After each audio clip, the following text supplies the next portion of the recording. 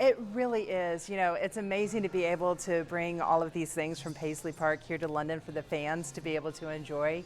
It's quite exciting.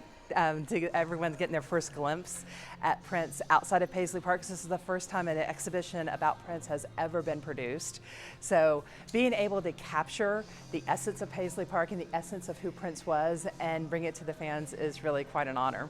This is much more intimate. Paisley Park, Prince had stages built in the big room where the concerts were. And so they're tall, they're high up. This is low. You get to really kind of see him eye to eye. And this is so much more intimate. I almost wish Paisley Park was more like this. So we'll have to rethink some things so we can get these rooms a little more like this. This is beautiful. I love it.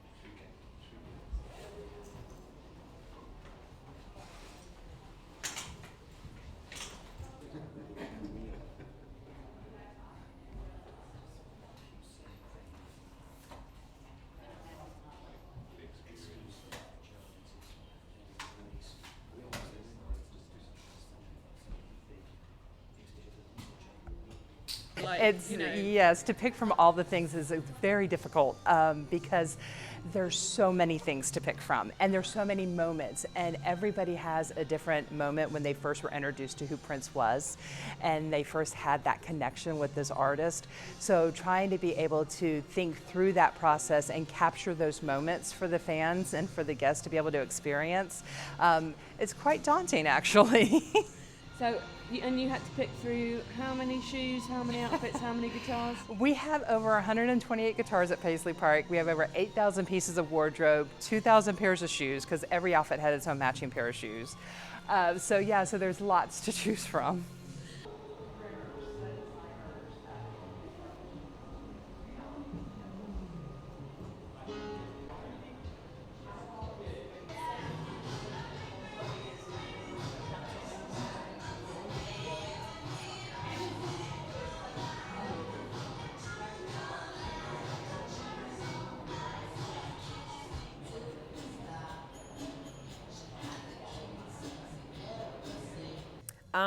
Definitely uniquely him. And then him and the people who designed his clothes, they'd work closely together. They'd say, we were thinking about this yellow, and he'd say, no, make that yellow just a little bit more this way. Make this blue a little bit bluer, a little bit lighter. These buttons, how many? Is this enough buttons? No, add some more. It's like when he did the Super Bowl and it started to rain. He's singing Purple Rain. He's like, let it rain more. You know, can we have even more rain? So it was perfect.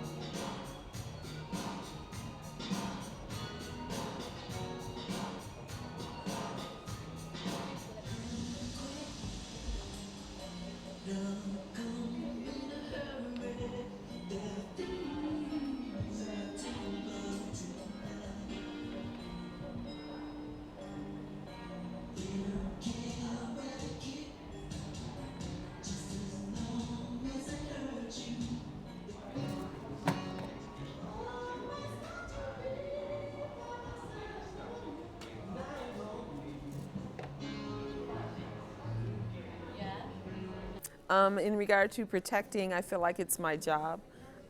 He worked so incredibly hard for this stuff. And, you know, for it to just sit and rot somewhere, I mean that he wanted a museum, and for it to be out there, people say, is it too soon? And I'm like, no, it's not soon enough. He passed on Monday, which was a Thursday, passed on Thursday, Friday, get it out there. because that's what he wanted. He kept all of this stuff, all of these years, every itty bitty piece of this stuff for them, for us, for you guys to come out and see it. It is recent, still very recent for a lot of people. Paisley Park's been open for tourists now for a year. And the one thing that I take away from our visitors at Paisley Park, and hopefully we'll take away from the visitors here, is that they're having a chance to say thank you. And they're having a chance to have kind of closure and to continue living his legacy, loving one another, and letting the music continue to be the soundtrack to their lives. And so bringing the exhibit here to London is going to be that closure for some fans who have not had a chance to come to Paisley Park and who really haven't had that chance to say thank you and to appreciate everything that he meant to them. And so I really think that this is just, it's perfect timing to continue with his legacy and to let the fans have their moment, as well as let new fans discover who he was.